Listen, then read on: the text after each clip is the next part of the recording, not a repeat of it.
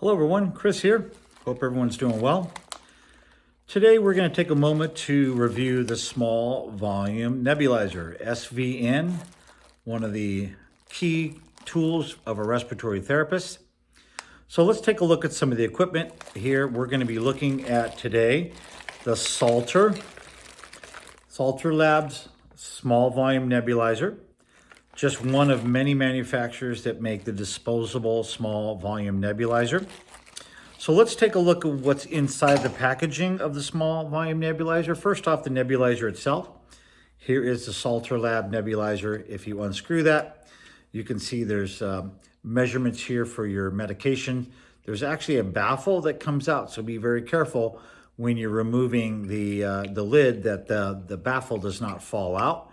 It is something that can be dislodged and fall on the ground. Again, it is a screw type, so you just screw the cap onto the small volume nebulizer there.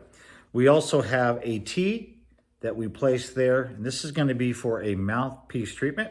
So we'll place the T, we'll place the included corrugated tubing, as well as we can place the mouthpiece onto the nebulizer. And there is the setup itself right there, ready.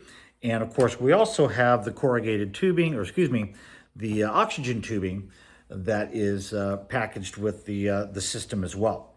So taking the oxygen tubing and connecting it to the small volume nebulizer at the bottom here, get a firm connection so that your nebulizer is connected to a source of gas, either air or oxygen. So once that's done, we can go ahead and consider what kind of medication we're going to be delivering, insert the medication into the small volume nebulizer, which I'll do now to demonstrate that.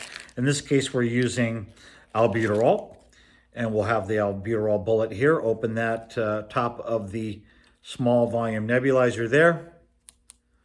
Take the bullet of albuterol, and we're going to squirt that into the SVN. As you can see, that goes right down into the cup. And you can also see the markings which indicate 3 ml. Okay? And that is ready to go. Now, we're going to go ahead and place once again, the T-piece with the mouthpiece onto the neb, and the system is ready to go. So once we've introduced ourselves to the patient and explained the therapy, we're going to set the flow of the small volume nebulizer to 6 liters. That's what's recommended for the Salter's Lab. You'll get a good nebulization. As you can see, the medication being nebulized there, and that this treatment will last approximately 10 minutes, which is the appropriate length of time for a albuterol treatment. We really want to go ahead and administer that treatment until the bulk of that medication has been dispensed. And again, that generally is about 10 minutes with this SVN right here. Now, if your patient is unable to do a mouthpiece treatment, patient may be post-op, is very tired, maybe weak patient, that a mask can be utilized. And we can place the mask on the SVN there without the T. We remove the T, as you can see, and then that will fit right on to the SVN, and we can give that mask treatment. And it's an efficient way to do it. You place the straps around the patient's head, keep the patient in a high Fowler position, and allow the treatment to proceed. And that's going to give them the albuterol medication in about 10 minutes. Now, if we go back and we relate what we've just discussed with this simple equipment to our performance checklist or a performance evaluation, of course, which is located in our basic clinical lab book, let's take a look at the small volume nebulizer therapy checklist. Now, once again, we're going to verify the physician's order prior to going into the patient's room to make sure what the medications that have been ordered, frequency, and so on. We're going to also want to scan the chart for any pertinent information that might provide some information on contraindications on why we would not want to be giving this breathing treatment. We also want to follow standard precautions before we enter the room. We want to go ahead and see if there's any isolation and use good hand washing and any PPE that would be appropriate. We're going to need an oxygen flow meter.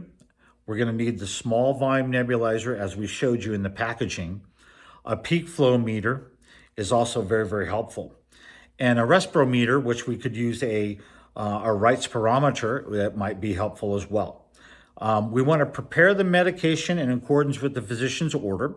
And nowadays, often we're using barcoding, so we would barcode the patient's wristband and also barcode the medications. Now remember, we want to use the two identifier system. We want to make sure we've identified the proper patient, so we want to look at their name and their date of birth, have them tell you back their date of birth and their name. And again, barcoding is another level of safety if we're using barcoding as well.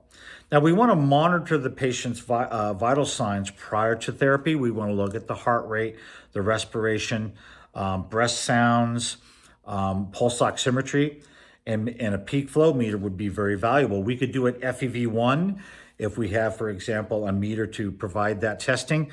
And of course, we want to do a thorough assessment of the patient's work of breathing.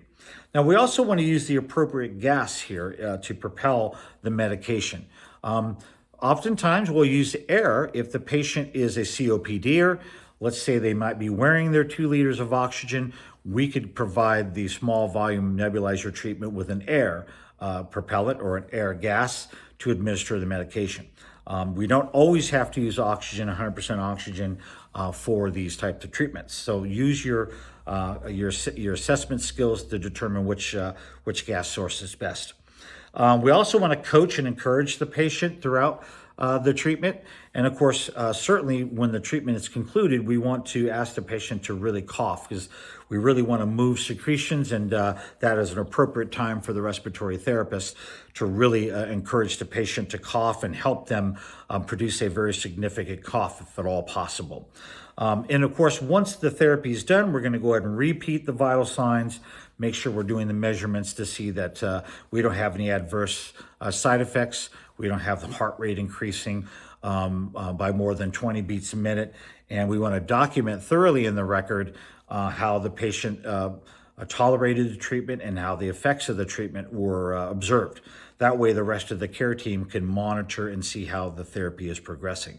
So again, a mainstay in respiratory therapy in order to deliver medications, the small volume nebulizer is really important and very critical in the job of a respiratory therapist. So I hope that was helpful. And until next time, everybody, be well.